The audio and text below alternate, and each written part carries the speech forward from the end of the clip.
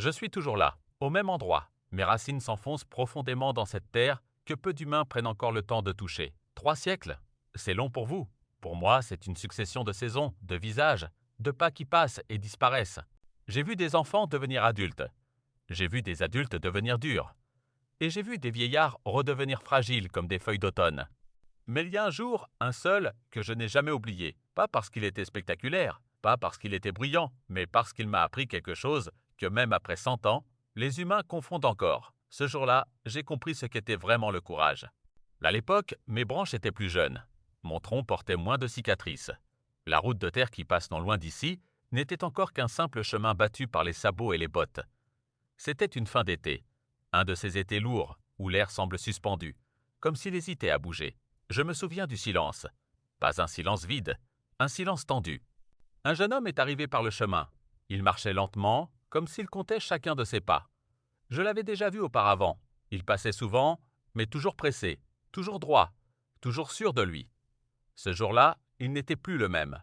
Ses épaules étaient basses, ses mains tremblaient légèrement. Et pourtant, il avançait. Il s'est arrêté à quelques mètres de moi. Il a posé son sac contre mon tronc et s'est assis dans l'herbe, dos à moi, comme on s'appuie contre un vieil ami sans oser le regarder. Il est resté longtemps ainsi, très longtemps. Les humains pensent que le courage, c'est ne pas avoir peur. Mais moi, j'ai vu autre chose. J'ai vu ses mains se crisper. J'ai senti son souffle irrégulier. J'ai entendu ce battement de cœur que seuls les arbres perçoivent vraiment. Il avait peur.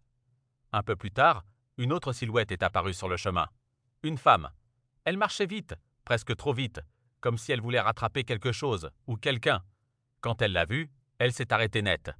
Ils se sont regardés sans parler, longtemps. Les mots, parfois, font plus de bruit que le vent dans mes feuilles. Elle a été la première à parler. Sa voix tremblait. Pas de colère, pas de reproche. Juste une fatigue immense. Je ne répéterai pas leurs mots exacts. Les arbres ne trahissent pas les confidences. Mais je peux te dire ceci. Ils parlaient d'un choix. Un choix qui oblige à renoncer. Un choix qui fait mal à quelqu'un, quoi qu'il arrive. Un de ces choix qu'aucun humain ne veut vraiment faire, jusqu'au jour où il n'a plus le luxe de fuir. Il a baissé les yeux.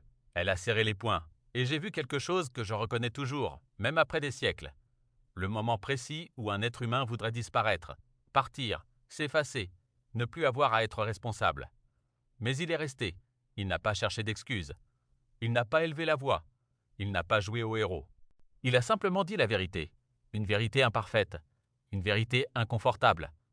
Une vérité qui ne le mettait pas en valeur. La femme a fermé les yeux. Une larme a coulé. Puis une autre. Elle n'a pas crié. Elle n'a pas supplié. Elle a juste hoché la tête.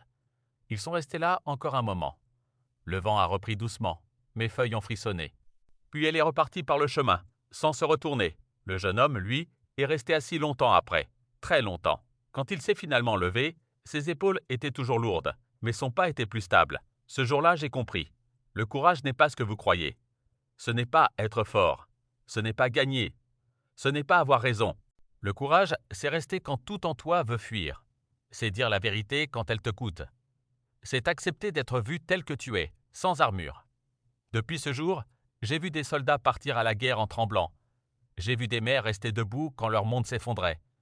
J'ai vu des enfants défendre ce qui était juste, même seuls contre tous. Et à chaque fois, c'était la même chose. Le courage avait peur. Mais il avançait quand même. Si tu m'écoutes aujourd'hui, peut-être que toi aussi tu fais face à un choix. Peut-être que tu crois que tu n'es pas assez fort, pas assez prêt, pas assez courageux. Laisse-moi te dire un secret vieux de 3 siècles. Si ton cœur tremble, mais que tu avances, alors tu es déjà courageux.